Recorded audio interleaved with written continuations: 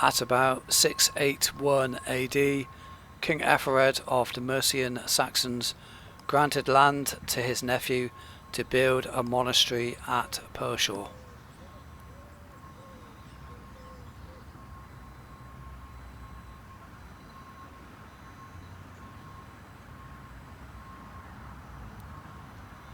This monastery was led by abbots. It was originally built for monks to live, work and worship God. This site is now classified as an Abbey Church, and it is known as the Abbey Church of the Holy Cross, or simply Pershore Abbey.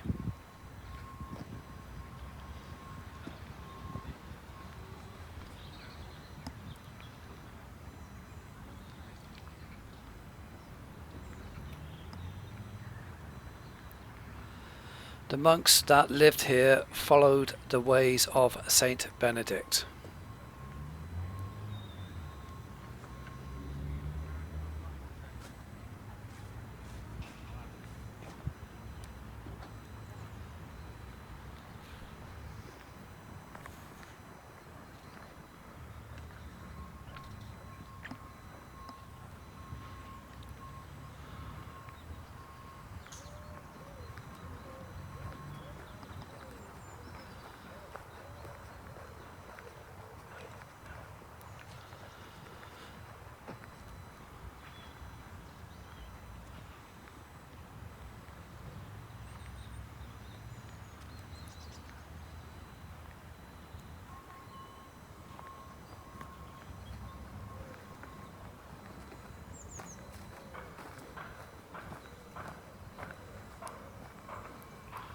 During 1002 AD, there was a large fire on the monastery which mostly destroyed it. The monastery was rebuilt by about 1020 AD.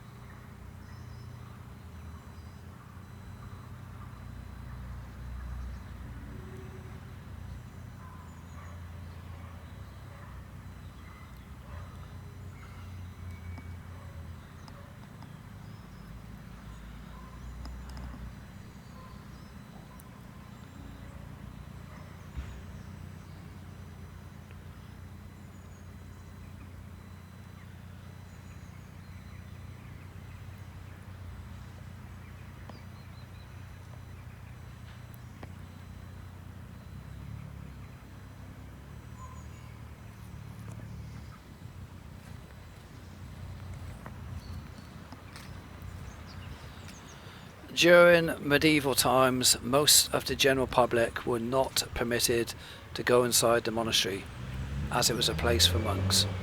Therefore, a church was built nearby for the general public to worship God in.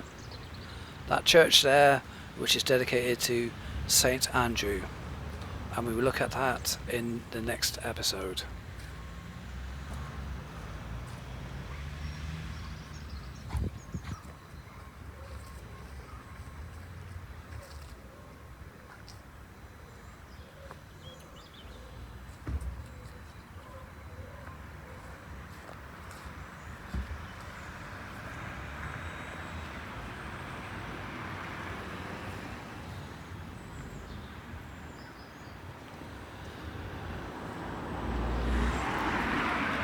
During the 12th century AD, the Saxon period monastery was rebuilt to a Norman period monastery design. However, in the 13th century AD, there was another large fire on the monastery, and it was mostly destroyed. During the rebuilding following that fire, some early English-style architecture was reincorporated instead of Norman architecture.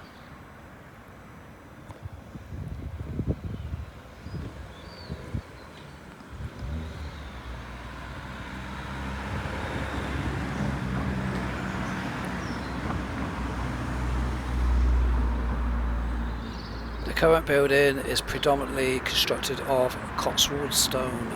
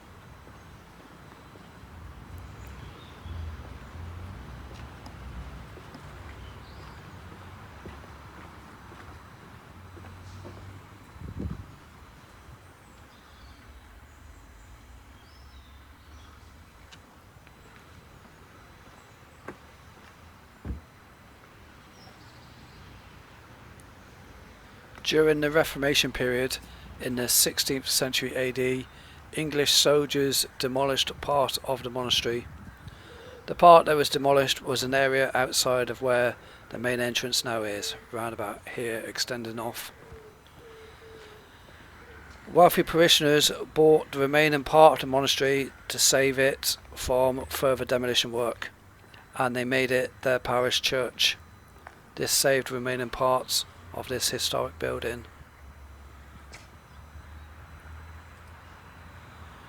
Inside there is a lot to see.